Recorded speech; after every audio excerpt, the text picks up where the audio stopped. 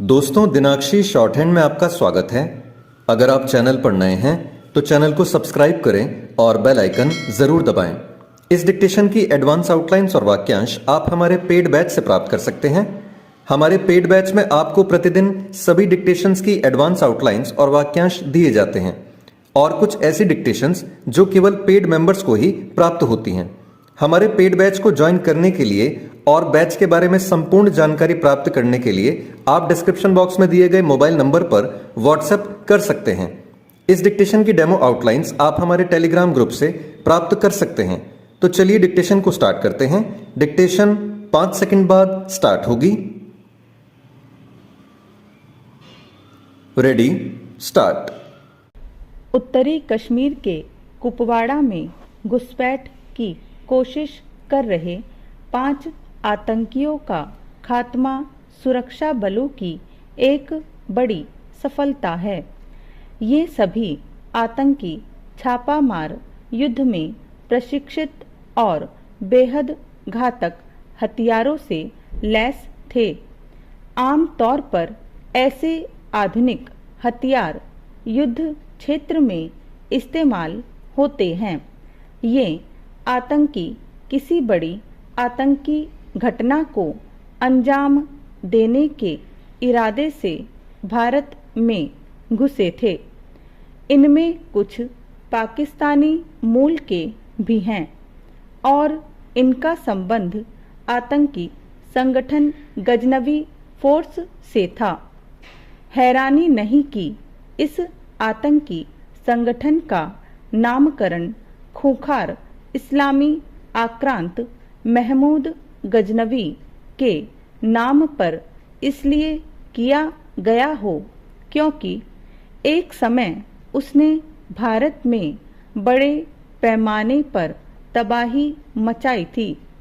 जम्मू कश्मीर में पाकिस्तान पोषित और संरक्षित ऐसे आतंकी संगठनों की सक्रियता यही बताती है कि कश्मीर के नाम पर लड़ी जा रही तथाकथित लड़ाई पूरी तौर पर मजहबी आतंकवाद है। इस जिहादी आतंकवाद का नागरिक राजनीतिक अधिकारों, स्वायत्तता आदि से कोई लेना देना नहीं। इसकी अनदेखी नहीं की जानी चाहिए कि इसके पहले कश्मीर में बर्बर जिहादी संगठन इस्लामिक स्टेट की सक्रियता देखने को मिली है। इसके अतिरिक्त जैश ए मोहम्मद और लश्कर ए तौयबा जैसे आतंकी संगठनों की सक्रियता भी यही बयान करती रही है कि कश्मीर का आतंकवाद मजहबी आतंक है। इस आतंकवाद को पाकिस्तान खाद पानी दे रहा है। हालांकि वह पिछले कुछ समय से दाने दाने को मोहताज है और वित्तीय मदद के लिए दुनिया भर के सामने हाथ फैलाए हुए है, लेकिन अपनी खस्ता हालत के बाद भी वह आतंकवाद को समर्थन और संरक्षण देने से बाज नहीं आ रहा है।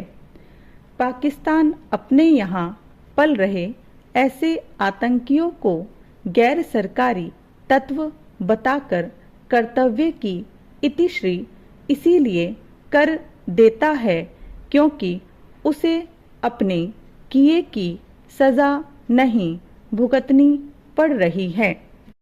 यह उल्लेखनीय है कि भारतीय खुफिया एजेंसियों को 5 खूंखार आतंकियों की घुसपैठ की सटीक सूचना समय से मिल गई और उसके आधार पर सेना एवं सुरक्षा बलों ने उन्हें सफलतापूर्वक मार गिराया। रात में लंबे समय तक चले इस आतंकवाद विरोधी अभियान में सुरक्षा बलों को जिस तरह कहीं कोई क्षति नहीं उठानी पड़ी, वह भी रेखांकित करने योग्य है। आतंकियों से लोहा लेने के क्रम में ऐसे ही जतन किए जाने चाहिए जिससे सुरक्षा बलों को कम से कम जोखिम का सामना करना पड़े। इसी के साथ इस पर भी विचार किया जाना चाहिए कि आखिर सीमा पार से पाकिस्तान प्रशिक्षित और पोषित आतंकियों की घुसपैठ का सिलसिला कब समाप्त होगा। यह वह प्रश्न है जिसका उत्तर भारत को खोजना ही होगा, अन्यथा पाकिस्तान अपनी नापाक हरकतों से बाज आने वाला नहीं है। अब जब इसके प्रमाण सामने हैं कि वह आतंकवाद को पहले की तरह ही पाल पोस रहा है, तब फिर उससे निपटने के कुछ नए उपाय करने ही होंगे। यदि उसे आतंकवाद को प्रश्रय देने की कीमत नहीं चुकानी पड़ती तो उसकी सेहत पर असर पड़ने वाला